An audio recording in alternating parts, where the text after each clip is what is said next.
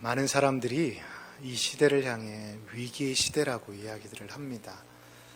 우리가 세상을 잠시 돌아보면 정치, 경제, 사회, 문화, 안보 그 어느 것 하나 위기가 아닌 게 없음을 우리는 눈으로 묵도하게 됩니다.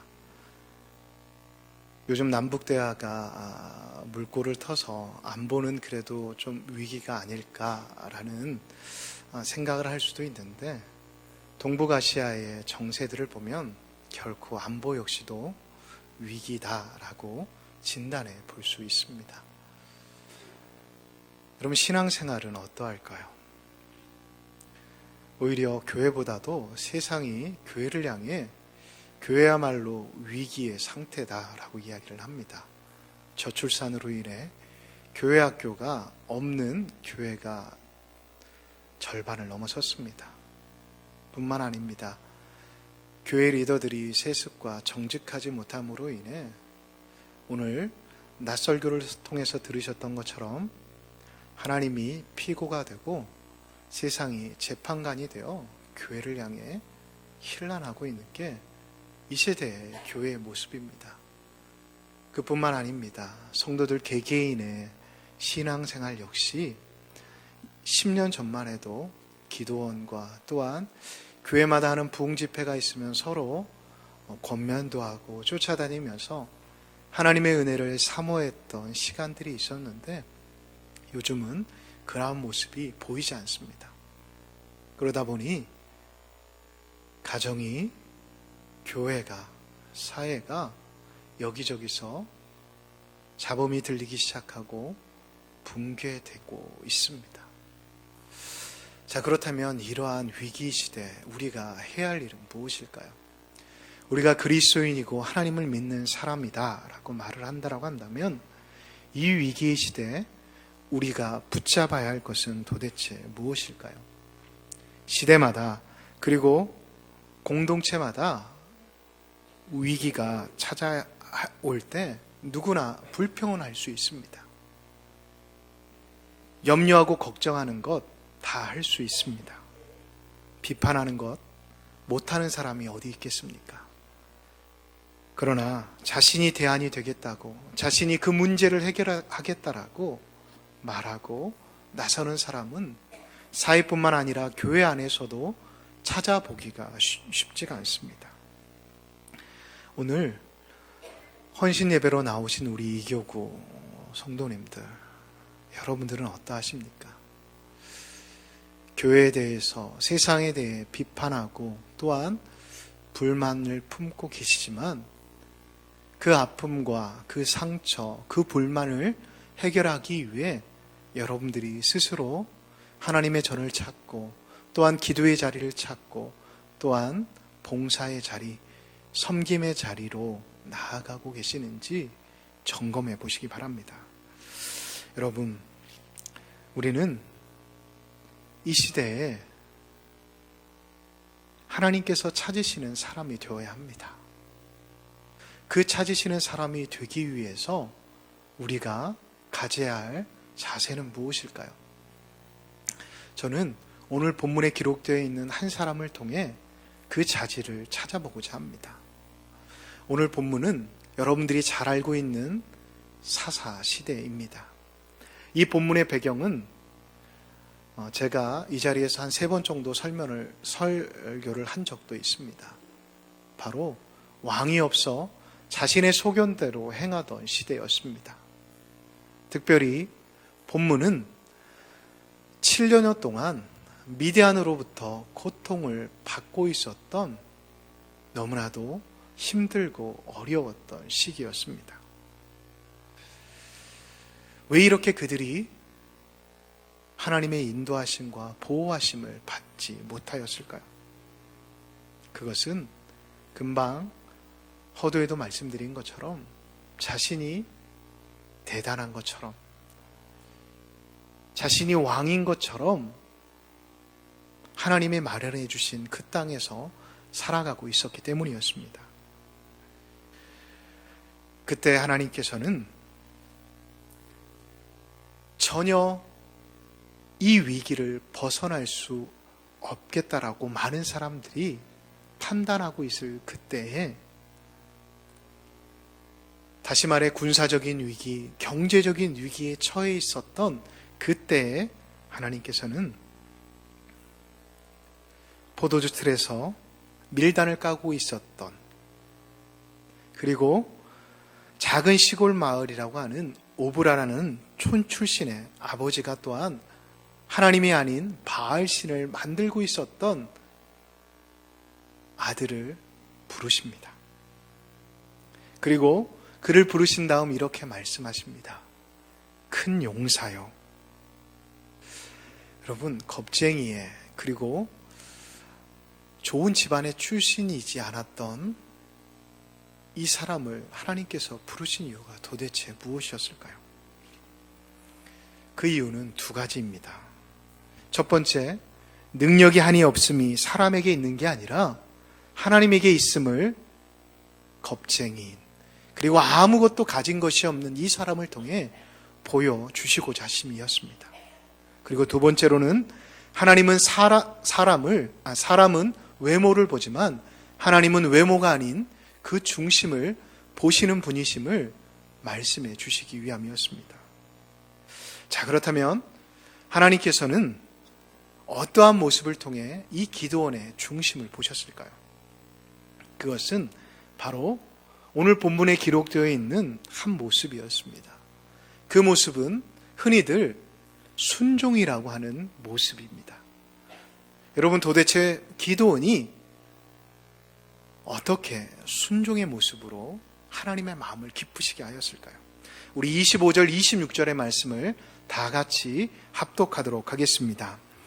그날 밤에 여호와께서 기드온에게 이르시되 내 아버지에게 있는 수소 곧 7년 된 둘째 수를 끌고 오고 내 아버지에게 있는 바알의 제단을 헐며 그 곁에 아세라상을 싣고 또 이 산성 꼭대기에 내 하나님의 여호와를 위하여 규례대로 한 제단을 쌓고 그 둘째 수소를 잡아 내가 찍은 아세라 나무로 번제를 드릴지니라 하시니라. 여러분, 아버지가 쉽게 말하면 바알신을 만들고 섬겼던 무당이었습니다. 그런데 그 바알의 제단을 헐고 그 집안에서 여러분 밀도 숨어서 찍고 있는데, 이렇게 빻고 있는데 어떻게 수소를 키울 수 있었겠습니까? 얼마나 숨기고 또한 애기중지하게 키웠겠습니까? 그런데 하나님께서는 7년 된 수소를 잡으라고 말씀하십니다. 왜 하나님께서 이렇게 말씀하셨을까요? 우리는 성경을 좀 더 깊게 살펴보면 그 이유를 알 수가 있습니다. 이 기드온의 이야기가 시작되는 본문은 사사기 6장 1절입니다.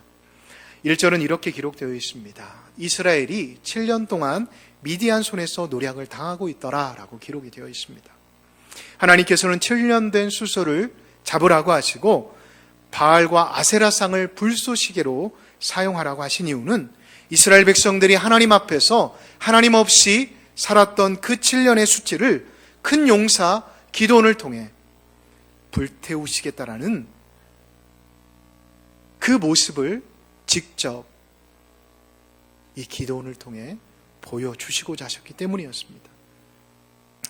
여러분, 이러한 마음을, 다시 말해 하나님의 마음을 알 수는 있어도 그것을 직접 행한다라는 것, 여러분 쉬울까요? 어려울까요? 아마 강심장도 쉽게 아버지뿐만 아니라 집안의 가업을 한순간에 없애버린다라는 것은 가장으로서 쉽지 않은 일이었을 것입니다. 분명히 바알과 아세라상에서는 하나님께서 제사를 드리지 말라고 하셨기 때문에 또 제단을 쌓아야 합니다. 그런데 기드온은 어떻게 합니까? 27절을 보면 그는 하나님의 말씀에 응답하고 순종의 자세로 나아감을 성경은 기록하고 있습니다. 그런데 여러분, 이렇게 순종했던 이 기드온의 삶의 자리 가운데 어떠한 일이 일어날까요? 어떠한 일이 말입니까? 우리는 스스로에게 우리의 삶의 자리 가운데 어려움이 찾아오고 시련이 찾아올 때 이러한 질문을 합니다. 왜 나에게 이러한 문제, 또한 왜 나는 변화되지 않을까? 그리고 그 스스로를 내가 부족해서, 내가 노력하지 않아서 라고 스스로에게 결론을 내립니다. 그러나 오늘의 본문의 말씀을 보십시오. 하나님께서는 성경은 우리의 생각과 좀 더 다른 모습으로 접근하고 계십니다. 바로 그것은 내가 부족해서, 또한 내가 잘못 생각해서가 아니라 내가 순종하지 못했기 때문이다 라고 말씀하고 계시는 것입니다. 여러분, 하나님께서는 분명히 순종이 제사보다 낫다라고 말씀하셨습니다. 그러므로 우리가 알 수 있는 것은 순종은 결코 쉬운 것이 아니며 순종이란 곧 우리의 신앙의 실력임을 우리는 알 수가 있습니다. 기드온 같은 사람이 바알 제단을 허물고 아세라 목상을 찍은 것은 결코 쉬운 일이 아니었습니다. 사람마다 쉬운 일이 있고 어려운 일이 있지 않습니까? 여러분, 사사 삼손 같은 경우는 아세라상과 그리고 또한 바알상을 부셔버리는 것은 누워서 떡 먹기보다 더 쉬운 일이었을 것입니다. 그런데 겁쟁이였던, 아직도 아버지의 등 뒤에서 살아가고 있는 이 기드온에게는 그 순종의 길까지 나아가는 그 단계는 결코 쉽지 않았을 것입니다. 기드온에게 그의 인생 가운데 가장 어려운 일이 바로 하나님께서 말씀하신 그 말씀을 순종하는 것이었다는 것입니다. 그런데 기드온은 어떻게 했습니까? 새 가슴이었던 그는 그 어려운 일을 결국 해내고 말았습니다. 단순합니다. 그는 하나님이 기뻐하시는 일이 무엇인지를 알고 있었습니다. 그리고 아직도 살아계셔서 자신과 자신의 가문과 자신의 민족을 다시금 일으키실 분 역시도 바알과 아세라가 아닌 하나님이심을 알고 있었습니다. 그 하나님을 붙잡기 위해서 그가 해야 하는 행동은 순종이었음을 너무나도 잘 알고 있었던 것입니다. 그래서 그는 내가 겁이 많기 때문에 낮에는 감히 못해도 밤에는 꼭 해내고야 말겠다라고 생각해서 그 밤에 그의 아버지의 모든 가업을 부셔버리고 그는 산 위에 올라가 하나님의 제단을 쌓고 또한 7년 된 수송아지를 잡아 그는 아세라상과 또한 바알상을 불쏘시개로 삼아 하나님 앞에 영광을 돌렸던 것입니다. 오늘 헌신의 자리로 나오신 우리 이교구 하나님의 귀한 성도 여러분, 쉬워서 할 수 있는 것 아무것도 없습니다. 순종하기에 할 수 있습니다. 여러분, 한번 옆에 있는 분들에게 이렇게 말씀해 볼까요? 쉬워서 할 수 있는 게 아무것도 없습니다. 순종하기에 할 수 있습니다. 아멘이십니까? 여러분, 하나님의 나라의 일 가운데 쉬운 일이 어디 있습니까? 쉬운 일이 있으세요? 정말 없는 것 같아요. 그러나 여러분, 우리가 순종의 자세, 순종의 모습으로 우리가 하나님 앞에 나아가게 되면 하나님께서는 무엇보다도 우리를 귀한 믿음의 가문으로 또한 믿음의 사람으로 세워주실 줄 믿습니다. 그렇다면 여러분, 이 순종 후에 오는 것은 무엇일까요? 여러분, 순종했는데 그것으로 끝나면 안 되잖아요. 순종하면 우리에게 찾아오는 것이 무엇인지 함께 살펴보겠습니다. 여러분, 다음날 아침이 되었습니다. 오브라에 살고 있었던 모든 사람들의 반응이 어떠했을까요? 어떠했을까요, 여러분? 군중들이 성났겠죠. 그 마을 사람들이 하나같이 다 누가 이 일을 했냐라고 이 일을 벌인 사람을 찾기에 분주했을 것입니다. 아마 군중 심리에서 모든 사람들이 동일한 마음을 갖게 되었을 것입니다. 감정이 격해지고 어떠한 한 사람에 의해서 선동되니까 어떻게 행동합니까? 30절을 보십시오. 다 기드온을 죽이자라고 이야기합니다. 여러분, 우리가 하나님의 말씀에 순종합니다. 그런데 그 결과가 어떠하셨습니까? 구역장을, 권찰을, 그리고 하나님께서 교회 안에 맡겨주신 귀한 일들을 믿음으로 감당하겠다라고 했는데 여러분들에게 찾아왔던 것은 무엇이었습니까? 더 좋아지고 여러분들의 삶이 윤택해지셨습니까? 여러분, 기드온을 보십시오. 기드온 역시도 더 안전해지고 더 그의 삶이 편안해지지 않았습니다.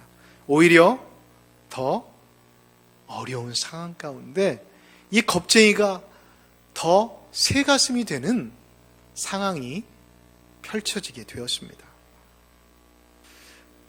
그러나 여러분, 하나님의 나라의 일이 여기서 끝나서는 되겠습니까?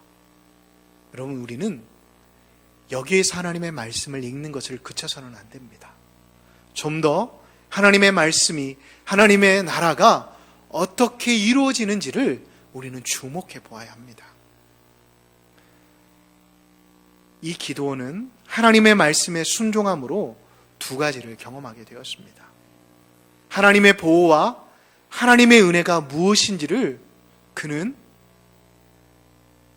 불과 몇 시간, 아니 몇 분 안에 경험할 수 있게 되었습니다. 기드온이 순종했더니 그가 생각하지 않았던 사람으로부터 도움의 손길을 받게 됩니다. 누구였습니까? 바로 그의 아버지 요아스였습니다. 제가 서두에도 말씀드린 것처럼 기드온의 아버지는 제단을 만드는 사람이었습니다. 그런데 기드온의 아버지의 집에 있는 제단을 헐고 아사라의 목상을 찍고 게다가 아버지의 소를 잡고 하나님 앞에 예배를 드렸습니다. 그런데 이 사건을 통해 누가 가장 큰 조력자가 되지 아십니까? 바로 그의 아버지였다라는 것입니다. 여러분, 기드온이 생각이나 했을까요? 제일 먼저 매를 맞고 제일 먼저 이 죽일 놈하고 달려들 사람이 아마 그는 그의 아버지라고 생각했을 것입니다. 그런데 거기에서 그치지 않습니다. 기드온을 도와줍니다. 우리 31절을 다 같이 한번 합독하겠습니다. 시작. 모든 자에게 이르되 너희가 바알을 위하여 다투느냐, 너희가 구원하겠느냐. 그를 위하여 다투는 자는 아침까지 중의를 당하리라. 바알이 과연 신을진데 그의 제단을 파괴하였은즉 그가 자신을 위해 다툴 것이니라 하니라. 여러분, 아버지 요아스는 군중의 심리를 영이용합니다. 너희가 바알을 위해 다투겠느냐? 그것을 위하여 다투는 자는 아침까지 죽임을 당하리라 라고 군중의 심리를 이용하는 것입니다. 다시 말해 이것으로 더 이상 말하는 사람은 내일 아침 시체로 발견될 것이라고 이야기해 주는 것입니다. 한마디로 이 일에 대해 더 이상 말하지 말라는 것입니다. 왜 너희들이 말하느냐는 것이죠. 하나님이 신이시면 하나님이 벌하실 거고 바알이 신이면 바알이 벌할 거라고 이야기하는 것입니다. 아버지는 알았습니다. 자신이 바알의 무당으로 살면서 그의 신을 찬양했는데 아들 기드온이 파괴하고 태워도 아무런 대답이 없는 신을 보면서 그는 자신이 살아왔던 삶이 너무나도 잘못된 삶이었음을 깨닫게 된 것입니다. 여러분, 이처럼 우리는 하나님 앞에 순종하게 될 때 생각하지 않은 곳에서 도움을 받을 뿐만 아니라 하나님의 은혜를 경험할 수 있음을 잊지 않는 여러분들이 되시기를 예수님의 이름으로 축복합니다. 여러분, 이게 하나님을 믿는 은혜입니다. 하나님께 순종할 때 우리는 직접적인 승리를 경험하게 된다는 것입니다. 우리 32절을 다 같이 한번 합독하겠습니다. 그날에 기드온을 여룻바알이라 불렀으니 이는 그가 바알의 제단을 파괴하였으므로 바알이 그와 다툴 것이라 함이로라. 여러분, 사람들이 기드온에게 별명을 붙여줬는데 그 별명이 오늘의 본문의 제목인 바로 여룻바알이라 붙여주었습니다. 그 뜻은 쉽습니다. 바알과 다투는 자라는 것입니다. 사람들은 그가 가나안의 대표적인 신이었던 바알과 다투었기 때문에 죽을 거라고 생각했습니다. 그래서 그날 저녁에 가족뿐만 아니라 이웃들이 모여서 이야기거리는, 야, 기드온이 내일 죽을까? 기드온이 내일 살까? 그것에 대한 이야기로 아마 꽃피었을 것입니다. 그런데 내일, 그 다음 날이 되었는데 어떻게 되었습니까? 기드온이 죽었나요? 아닙니다. 죽지 않았습니다. 그래서 내일 가보았습니다. 그리고 그 다음 날도 가보았습니다. 기드온은 죽지 않았습니다. 그런데 더 놀라운 사실은 무엇인지 아십니까? 사사 중에 가장 장수한 사람이 바로 기드온이었다는 것입니다. 이것을 통해 하나님께서 그 시대의 이스라엘 사람들과 이 세를 살아가고 있는 우리들에게 말씀해 주시고자 하시는 것은 무엇일까요? 바로 살아계신 하나님이 바알의 신을 조롱하고 있다는 것.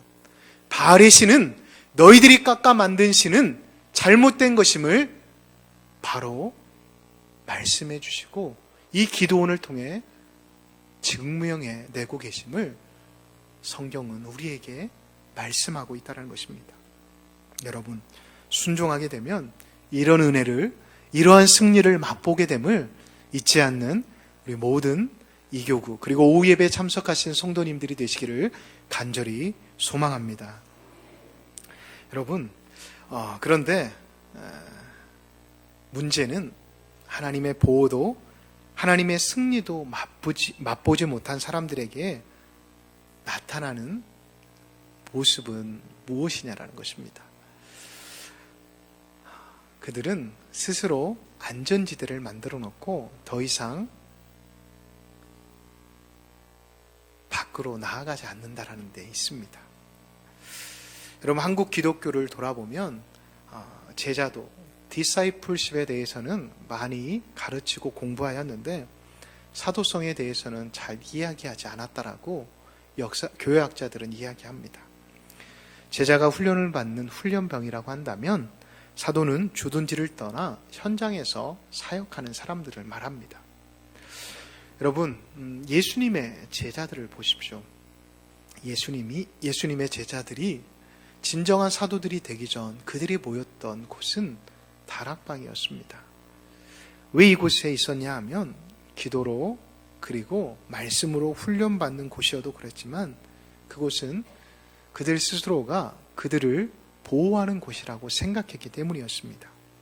그런데 여러분, 벽이라는 것 그리고 자신을 보호하는 곳이 너무나도 안락하다라고 느껴지면 결국 그곳은 감옥이 될 수밖에 없다라고 합니다. 요즘 교회 나오시는 분들 가운데 보면, 신앙생활 하시는 분들 가운데 보면 교회가 안전지대, 자신들을 보호하는 곳이라고 생각해서 교회는 오시는데 교회 밖으로는 나가시지 않으려고 생각하시는 분들이 너무 많은 발견합니다. 주일 예배는 1교구, 2교구 다 합쳐서 적어도 65% 이상은 나오십니다. 교회 교족부에 나와 있는 통계 적어도요. 그런데 교회 봉사의 자리를 보면 10%도 채 되지 않습니다. 이것은 무엇을 우리에게 시사해 주는 것일까요? 여러분, 제자들이 언제 진정한 사도가 된지 아십니까? 그 다락방에서 나온 순간, 그때 하나님의 사도, 하나님께서 사용하시는 사람들이 되었음을 잊지 마시기 바랍니다. 다시 말해 다락방에서 나와 광장으로 그리고 다른 나라로 퍼져나가는 순간부터, 그때부터 하나님의 나라가, 하나님의 역사가 구체적으로 실현되었음을 잊지 마시기 바랍니다. 이것을 통해 우리가 알 수 있는 것은 생명의 힘은 다른 생명을 접촉할 때 일어나게 된다는 것입니다. 그것을 생명력이라고 말합니다. 여러분, 마귀는 지금도 우는 사자와 같이 우리를 밖으로 나아가지 못하게 합니다. 베드로처럼 여기가 좁사오니 다른 곳으로 가지 못하도록 예수님의 생명력을 막고 섭니다. 그런데 여러분, 복음의 능력은 언제 나타난지 아십니까? 사도행전 4장 17절을 보면 베드로가 이렇게 말합니다.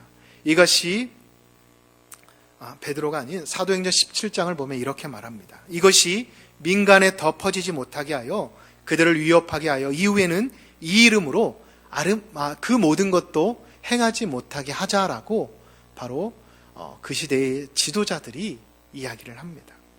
그때 베드로와 요한이 무엇이라고 말한지 아십니까? 19절입니다. 베드로와 요한이 대답하여 이르되 하나님 앞에서 너희 말을 듣는 것이 하나님의 말씀을 듣는 것, 그 둘 중에 무엇이 옳은가 판단하라 라고 말을 하고 있습니다. 이처럼 초대교회는 드러냈고 광장으로 세상을 향해 나아가기 시작했습니다. 그랬더니 어떻게 됩니까? 다락방에 있을 때는 120명밖에 없었습니다. 그러나 광장으로 세상을 향해 나아갔을 때 하루에도 3,000명이 되는 놀라운 복음의 능력, 생명의 역사를 경험하게 되었음을 잊지 마시기 바랍니다. 여러분, 기억하십시오. 우리가 안락하다라고 생각하는 부엌의 방에서, 그리고 이 교회라는 울타리에서 벗어나야 합니다. 지역 전도로, 지역 봉사로 세상을 향해 나아가야 합니다. 물론 창피할 때 있습니다. 도움을 주는 입장인데 오히려 이것이 옳은가라고 생각할 때가 참 많이 있습니다. 그래서 마음이 무너질 때가 한두 번도 아닙니다. 그러나 여러분, 우리의 뒤에 누가 계시죠? 예? 하나님이 계십니다. 누가 계신다고요? 하나님이 계십니다. 하나님께서는 보이지 않는 성곽, 보이지 않는 성이 되어주셔서 우리의 생각과 우리의 마음과 우리의 행동의 반경을 지켜주심을 잊지 않는 우리의 교구, 그리고 오늘 예배에 참석하신 성도님들이 되시기를 예수님의 이름으로 축복합니다. 말씀을 마무리합니다. 이 혼란의 시대, 이 격동의 시대에 하나님께서는 지금도 일을 잘하는 사람, 달란트가 많은 사람을 찾지 않으십니다. 지금도 하나님이 말씀하실 때, 네, 하나님, 제가 여기 있습니다. 저는 바쁘지만, 저는 부족하지만 저를 사용하여 주옵소서 말하는, 순종의 자세로 나아가는 그 한 사람을 사용하심을 잊지 마시기 바랍니다. 그리고 하나님의 말씀에 순종하게 되면 보금자리인 우리의 교회와 또한 우리의 가정을 나와 외톨이처럼 광장과 또한 사람들 앞에 서 있다 할지라도 하나님께서는 지금도 우리와 함께 하심을 경험케 해주신다는 것을 잊지 마시기 바랍니다. 여러분, 이 교회라는 예배당은 다 닫혀 있습니다. 그러나 이 문 밖을 나가보십시오. 하늘이 열려 있지 않습니까? 그 하늘에서 하나님께서는 지금도 우리에게 은혜 부어주시고자 기다리고 계심을 잊지 마시기 바랍니다. 하나님께서는 바로 이 세상에서 생각하지도 않은 도움의 손길을 지금도 준비하고 계십니다. 그리고 그것에서 내가 생각하지도 못한 승리의 기쁨을 준비하고 계심을 잊지 마시기 바랍니다. 하나님은 중심을 보십니다.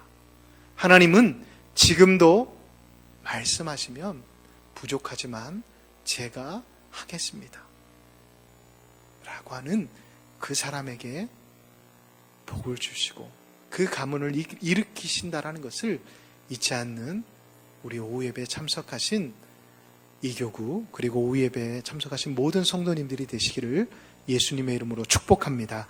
기도하겠습니다.